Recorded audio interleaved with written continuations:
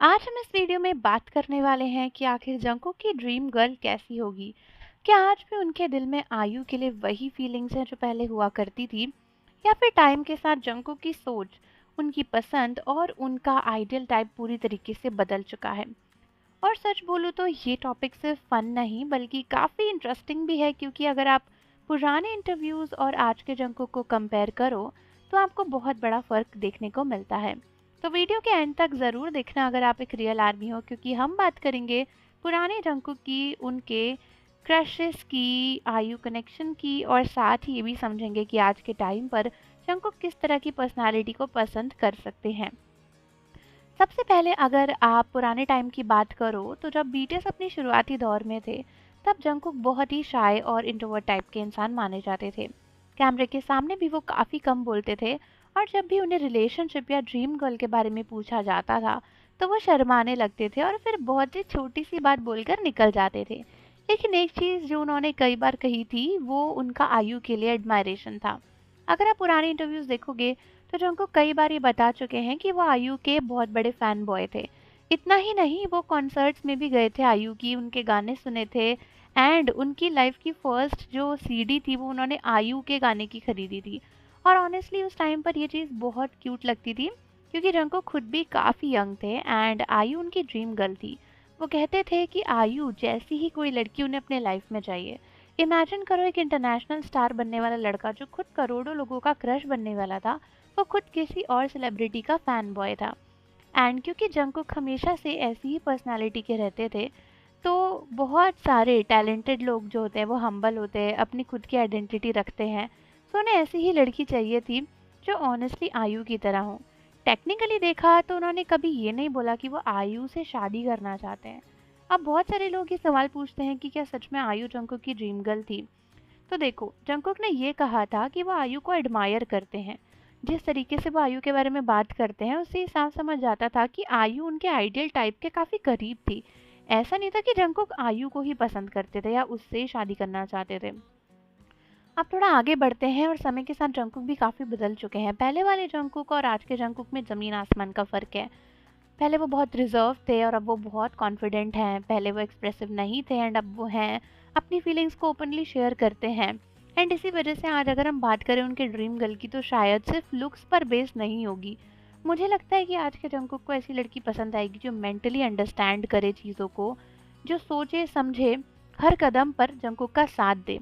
देखो, बीटीएस की life normal तो नहीं है, लेकिन कोई ऐसी लड़की जो जंकुक के फेम के अलावा जंकुक को एज अ पर्सन देख पाए, वो ही उनके लिए सबसे अच्छी होगी।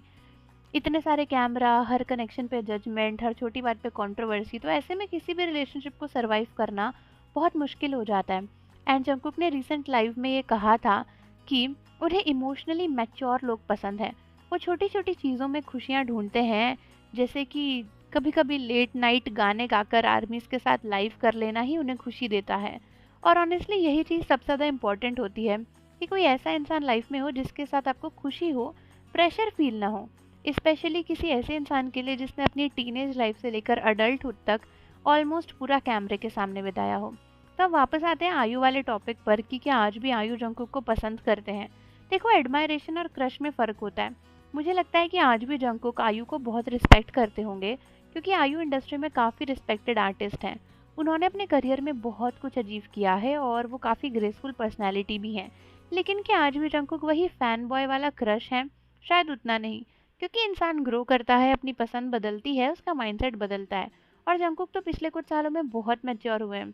और ऑनेस्टली अगर आज उनसे पूछा जाए कि उनकी आइडियल पार्टनर कैसी होगी, तो शायद वो बोलेंगे कि उन्हें कोई ऑनेस्ट इंसान चाहिए, कोई फ़नी, केयरिंग, जो उनकी बिजी लाइफ स्टाइल को समझ सके, एंड सबसे इम्पोर्टेंट जिसके साथ वो कंफर्टेबल फील करें।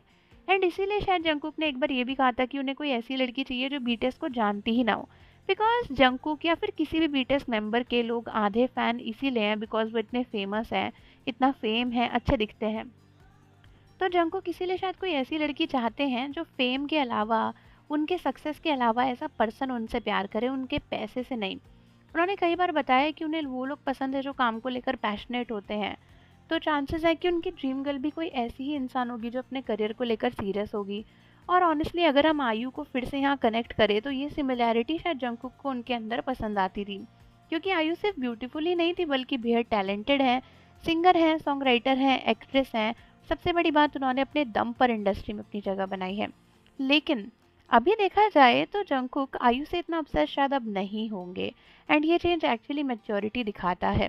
क्योंकि देखो, धीरे धीरे लाइफ में जब चीज़ें चेंज होती है तो बहुत कुछ चेंज हो जाता है। एंड सबसे बड़ी बात कि आयु को लेकर जंगकुक की लाइफ में इतनी कंट्रोवर्सी हुई है कि जंगकुक कभी भी आयु को अब मेंशन ही नहीं करते हैं। क्योंकि लोग ज़बरदस्ती जंगकुक एंड आयु को शिप कर रहे थे, जबकि उनका रिलेशनशिप बहुत ही प्योर और बहुत ही प्यारा था।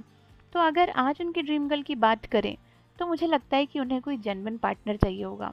और ऑनेस्टली यही सबसे ब्यूटीफुल टाइप ऑफ रिलेशनशिप होता है, जिसके साथ आप बिना किसी फेक इमेज के रह सको। अब आप लोग कमेंट करके बताओ कि क्या आपको लगता है कि जंगकुक का आयु पर क्रश आज भी कहीं ना कहीं होगा, या फिर आपको लगता है कि उनकी पसंद अब पूरी तरीके से बदल चुकी है। और अगर आपको वीडियो पसंद आई हो तो लाइक शेयर और चैनल को सब्सक्राइब करना मत भूलना। हम मिलेंगे नेक्स्ट वीडियो में।